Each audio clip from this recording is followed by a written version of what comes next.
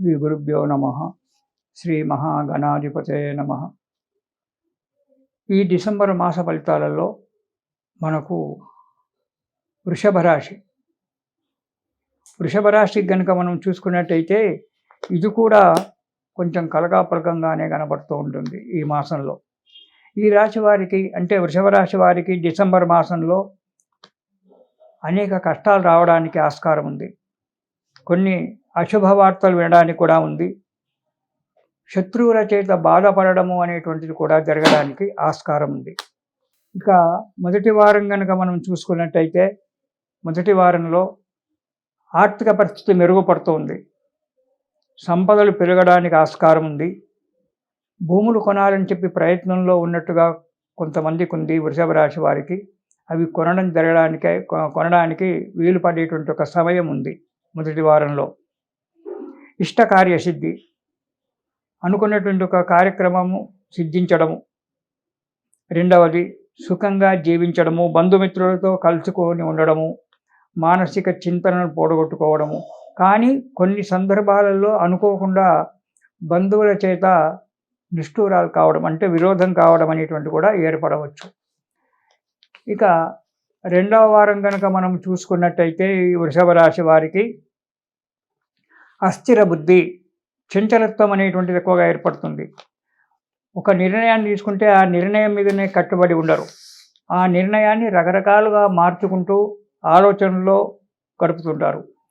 ఇక ఉద్యోగం చేసేవారికి ఆఫీసులో ఈ చంచల బుద్ధి వల్ల ఆఫీసులో సరైనటువంటి యొక్క పని చేయకపోవడం వల్ల, తప్పప్పులు జరగడం వల్ల అధికారులచే మాటలు పడడము, మెమోలు రావడము ఇలాంటివి జరగడానికి ఆస్కారం ఉంది. కొంత ధన నష్టం కూడా జరగడానికి ఆస్కారం ఉంది. కాబట్టి తగు జాగ్రత్తగా ఉండాలి. ఇంతే కాకుండా నీచ జనులచే కలహాలు ఏర్పడేటువంటి ఉండదు. ఒక దుష్టజనులు, మనకు సంబంధం లేనటువంటి ఒక వ్యక్తుల చేత పరిచయం ఏర్పడము, వారి వల్ల పోట్లాటలు కావడానికి ఆస్కారము ఏర్పడుతుంది. కాబట్టి ప్రతి అడుగు కూడా ఆచి తూచి వేయండి.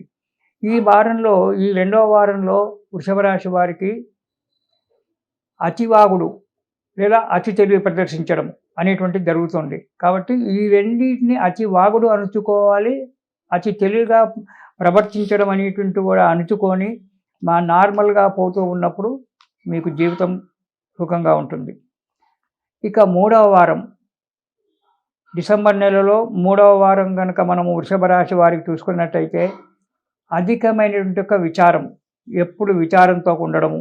ఎందుకంటే రెండో వారంలో కొంత డబ్బు నష్టపోతున్నారు కాబట్టి దానివల్ల అధిక విచారము, చేసే పనులలో ఉన్నతి లేకపోవడము, పాపకార్యాచరణం చేయడము, అనుకోని సంఘటనలలో మిత్రులతో కలుసుకోనో చెడు మిత్రులు దుస్సహవాసాలు ఏర్పడడం వల్ల పాపకార్యాలు చేయడానికి ముందుకు అడిగేయడము, ధన నష్టము ఇవన్నీ కూడా కలగడానికి ఉంది.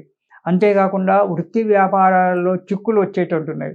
ఉద్యోగంలో చేసేటువంటి ఒక వ్యక్తులకేమో పైవారిచే మాటలు పడడము, మెమోలు స్వీకరించడం జరుగుతుంది.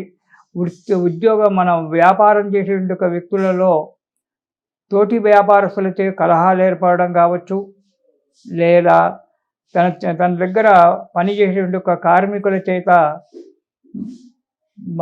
బాధలు రావడము, కార్మికులు సరిగా ఉండకపోవడము, ఆ వ్యాపారాల్లో చిక్కులు రావడము ఇవన్నీ కూడా జరగడానికి ఆస్కారం ఉంది.